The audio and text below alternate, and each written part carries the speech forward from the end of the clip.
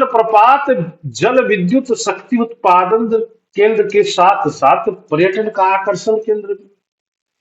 तो प्राचीन काल में सड़क एवं वायु मार्ग के साधन के अभाव में यह परिवहन का सर्वाधिक उपयुक्त साधन था।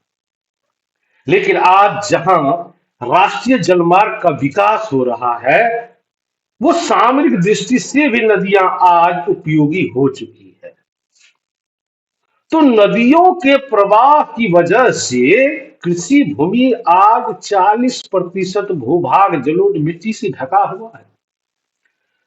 जो नदी घाटी डेल्टा और तटीय क्षेत्रों में फैले हुए हैं, तो गंगा सिंधु गंगा ब्रह्मपुत्र के डेल्टा और मैदानी क्षेत्र में जलोढ़ की प्रचुरता है।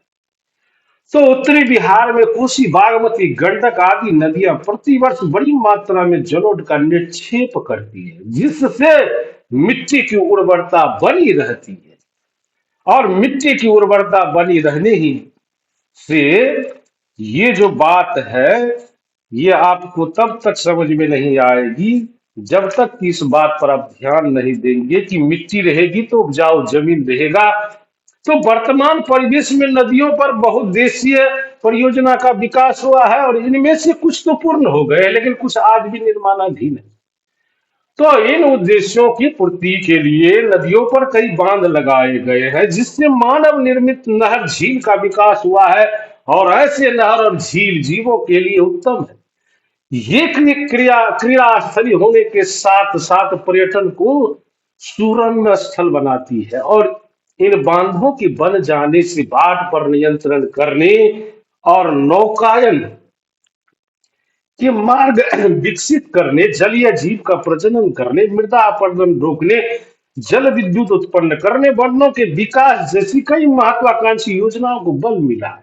तो भाखड़ा नांगल जो सतलुज नदी की एक परियोजना है, वो 1200 मेगावाट बिजली उत्पादन के साथ साथ लगभग 20 लाख हेक्टेयर भूमि को सिंचित भी करती है।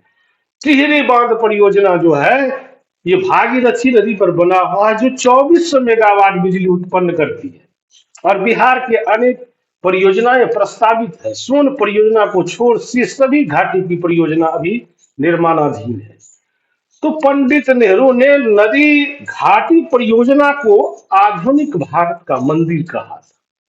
और नदियां अपने साथ साथ लाए गए अवसाद का निक्षेपण मैदान व घाटी में करती रही है, जिससे उपजाऊ मिट्टी के साथ साथ जीवाश्म भी पाए जाते। और ये जीवाश्म खनिज एवं खनिज तेल के स्रोत होते। तो दामोदर घाटी क्षेत्र कोयला निक्षेप के लिए विश्व